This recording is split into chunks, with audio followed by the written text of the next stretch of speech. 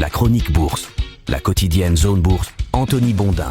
Bonjour à toutes et à tous, bienvenue dans ce point de marché Zone Bourse. Nous sommes le lundi 25 mai 2026. Aujourd'hui, ça s'appelle la bourse mise à nouveau sur une bonne nouvelle à Hormuz. Le marché considère donc que les États-Unis et l'Iran se sont rapprochés d'un accord qui pourrait aboutir à la réouverture du détroit d'Hormuz. Notez le conditionnel, comme c'est le cas depuis près de 3 mois. Toutefois, les progrès semblent quand même suffisants pour dégonfler un petit peu la prime de risque pétrolière. En effet, le baril de Brent est passé de plus de $105 vendredi à moins de $98 ce matin.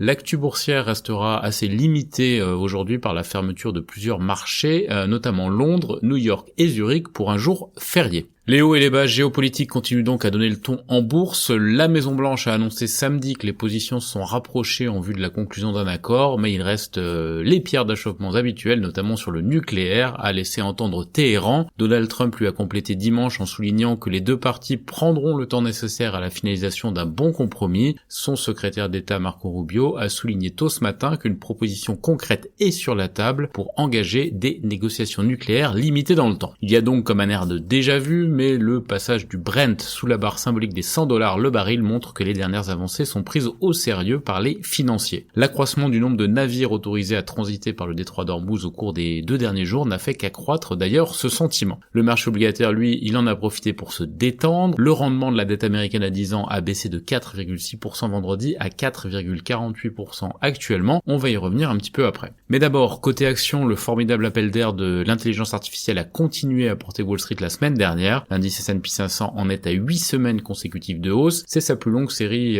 ininterrompue depuis les 9 gains hebdomadaires de rang qui avaient été enregistrés entre le 30 octobre et le 29 décembre 2023. L'indice large américain affiche désormais 9,2% de hausse en 2026. Je vous rappelle que le 30 mars, il perdait encore 7,3% depuis le 1er janvier. L'Europe, elle, répond de façon un petit peu moins spectaculaire, mais l'indice Stoxx Europe 600 a malgré tout progressé de 5,6% depuis le début de l'année. Il a passé toute la semaine précédente dans le vert et n'a plus que 1,4% de retard sur son record du 27 février. C'était juste avant le début de la guerre en Iran. Tant que la situation ne se décante pas vraiment au Moyen-Orient, la question de l'inflation restera quand même au centre du jeu. Les contrats à terme montrent que les traders anticipent désormais une hausse de taux de la Fed cette année. C'est quand même un puissant retournement par rapport aux théories qui circulaient il y a quelques mois. Mais cela ne perturbe pas vraiment les investisseurs qui pensent que la croissance exceptionnelle des bénéfices des entreprises américaines ne sera pas contrariée par des taux plus élevés. C'est là qu'Ed Yardeni entre en scène. Le stratège, grand amateur de formules boursières, tente depuis ce week-end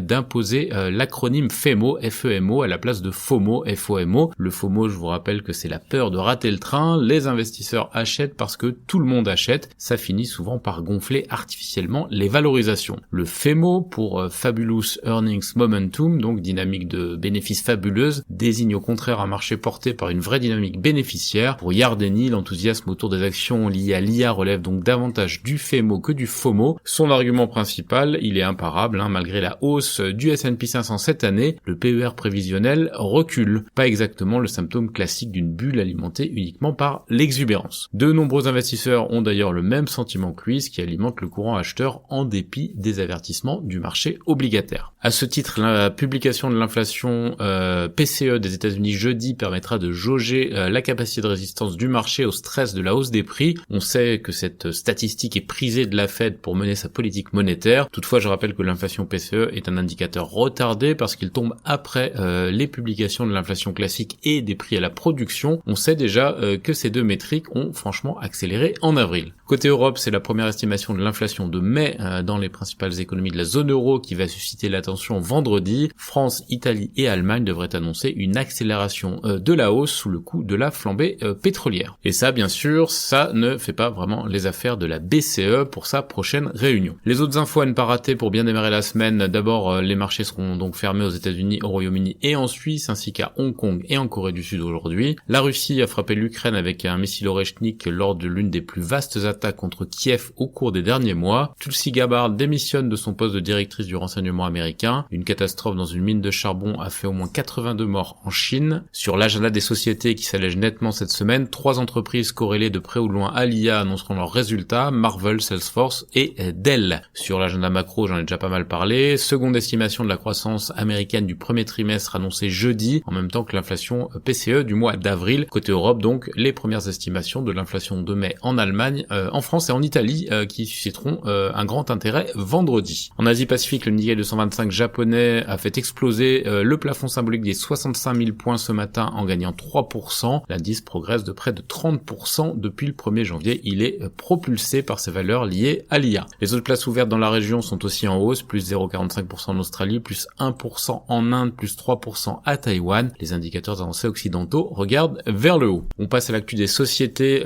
qui est assez légère, il faut bien le dire, en France ce matin. Nanobiotics lève finalement 100 millions de dollars lors de sa dernière augmentation de capital grâce à l'exercice intégral de l'option de surallocation. Antoine Fadi est nommé administrateur indépendant et président du conseil d'administration de Guerbet et Abivax a publié ses trimestriels. Ailleurs en Europe, Delivery Hero confirme avoir été approché par Uber en vue d'une éventuelle offre de rachat à 33 € l'action. DoorDash serait également sur les rangs. Le FT croit savoir qu'Uber va relever son offre. Partners Group va attaquer Grizzly Research devant la justice pour son rapport à charge. Galderma a reçu le feu vert de la FDA pour un gel contre l'acné. Ørsted envisage de céder des actifs dans les énergies renouvelables aux États-Unis pour plus d'1 milliard de dollars selon Bloomberg. Novo Nordisk a obtenu un avis favorable de l'Agence européenne des médicaments pour le stylo Wegovy de 7,2 mg. La CDP italienne approuve sa montée à 29,9% du capital de Nexi. Mercedes prévoit le lancement de son système de conduite urbaine automatisé en Allemagne dès cette année. Et Farming annonce l'autorisation de mise sur le marché de l'UE de Joenja. En Amérique du Nord, le PDG de Nvidia a déclaré que ses prévisions d'un marché de 200 milliards de dollars pour les CPU incluent la Chine. Boeing a été déclaré non coupable dans un procès pour l'immobilisation des B737 MAX et Baby Yoda relance la franchise Star Wars de Walt Disney avec un démarrage mondial de 165 millions de dollars. Ailleurs dans le monde, BHP progresse porté par l'envolée du charbon sidérurgique après